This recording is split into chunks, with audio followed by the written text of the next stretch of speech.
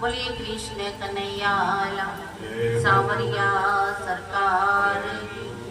उस समय सभी इकट्ठे होकर के हस्तिनापुर से कुरुक्षेत्र की तरफ चल पड़ते हैं। वहां कौन कौन है? तत्र ब्रह्मर्षयः सर्वे देवर्षयश्च शतं राजर्षयश्च तत्रासन् ऋतं भरत पुंगवम्। जितने भी थे देवर्षि, राजर्षि, परशुराम जी भी थे और कृपाचार्य भी थे, जितने भी ऋषि मुनि थे सभी वहां पर पहुंच जाते हैं। सारे पांडव हैं, द्रौपदी हैं, कुंती हैं और भीष्म पितामह से नमन करते हैं और उनसे कुछ सुनना चाहते हैं। तो भगवान कृष्ण को भीष्म पितामह ने कहा कि हे पांडवों, तुम लोगों को ब्राह्मण धर्म और भगवान के आश्रित रहने पर भी तुम लोगों ने इतने कष्ट सहे। तुमने किसी ब्राह्मण को दुख नहीं दिया और किसी राजऋषि को कष्ट नहीं दिया और तुम्हें फिर भी कितने कष्ट झेलने पड़े। हमने देखा है कुंती रानी के साथ साथ पिता की मृत्यु हो जाने के कारण तुमने भी अनेक कष्टों को सहा है और सहते हुए तुमने फिर भी राज्य को पुनः प्राप्त कर लिया है। ये प्रभु की लीला है, प्रभु का महत्व है। और भगवान आज मेरे सामने आए हैं क्योंकि इन्होंने ये प्रतिज्ञा की थी कि तुम्हारी मृत्यु के समय में अवश्य ही तुम्हारे सामने हूँ। तो भगवान आज मेरे सामने है, जबकि भगवान कृष्ण ने ये प्रतिज्ञा की थी कि मैं पूरे युद्ध के अंदर शस्त्र नहीं उठाऊंगा, फिर भी इन्होंने मेरे लिए शस्त्र उठाए।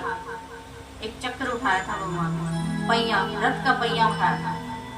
तो मेरे लिए, यानी कि मेरे को ही महान बनाने के लिए इन्होंने शस्त्र भी उठाए, जबकि न उठाने के लिए कहा था।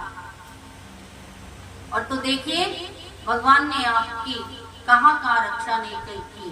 तो युधिष्ठिर ने कहा कि हे प्रभु, हे पितामह, हमें दान धर्म, राज धर्म, मोक्ष धर्म, स्त्री धर्म और भगवत धर्म का ज्ञान दीजिए। तो इन सभी का ज्ञान ब्रह्म ऋषि भीष्म पितामह ने ये ज्ञान दिया युधिष्ठिर को और कहा कि मैं इसीलिए सूली पर लेटा हुआ था कि हस्तिनापुर का राजा, जब तक कोई सात्विक राजा न आ जाए तब तक मैं प्राणों का त्याग नहीं करूंगा। आज मेरा मन प्रसन्न है। अब आपके पास कोई जमीन है, कोई मकान है, जब तक आप ये नहीं सोचोगे आपकी कोई संपत्ति है, उसको संभालने वाला ठीक व्यक्ति आपको मिल जाए या आपका पुत्र अच्छा हो, वो संभालता हो, तो आपके मन को संतुष्टि मिल जाती है। तो भीष्म पितामह जिस हस्तिनापुर का राजा बनना था, ये कहानी अलग है क्योंकि इनके पिता ने 2 विवाह किए थे। तो दूसरा विवाह किया तो दूसरे विवाह में सत्यवती इनकी माता थी। तो दूसरे विवाह में इन्होंने ये प्रतिज्ञा की थी कि मैं विवाह नहीं करूंगा, तो मेरे संतान नहीं होगी, तो राजा कैसे बनेगा? क्योंकि बड़े लड़के की संतान ही राजा बनती थी पहले। और भीष्म पितामह तो पहले ही थे। जब पिता की दूसरी शादी होगी तो दूसरी उनके यहाँ संतान होगी तो वो तो उससे छोटी होगी ना। तो रानी के जो पिता थे उन्होंने भीष्म पितामह से ये प्रतिज्ञा करा और इन्होंने ये प्रतिज्ञा की थी मैं आजीवन ब्रह्मचर्य व्रत को धारण करूंगा। तो ये कथा अलग है, इसको कभी फिर सुनाएंगे आने वाले समय में। तो आज की कथा में भीष्म पितामह से मिले और भगवान कृष्ण सामने और भीष्म पितामह ने अपना शरीर छोड़ दिया। बोलिए कृष्ण कन्हैया लाल सावरिया। वहां से आने के बाद युधिष्ठिर ने भगवान कृष्ण से कहा कि मेरे जो संबंधी हैं वो मारे गए, उनका मुझे पश्चाताप है। वो बेकार में मारे गए। लड़ाई किसकी? भाई भाई, चाचा ताऊ के बेटों की, और मारी गई प्रजा, दूसरे राजा। तो मुझे मन में पश्चाताप है, इसलिए मैं राजसूय यज्ञ करना चाहता।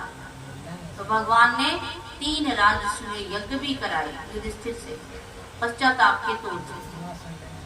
और फिर भीष्म पितामह और द्रौपदी के पुत्रों और जो भी मुख्य थे, उन सभी के लिए गंगा तट पर जाते हैं सभी, और सबके लिए भगवान से उनकी मुक्ति का निवेदन करते हैं।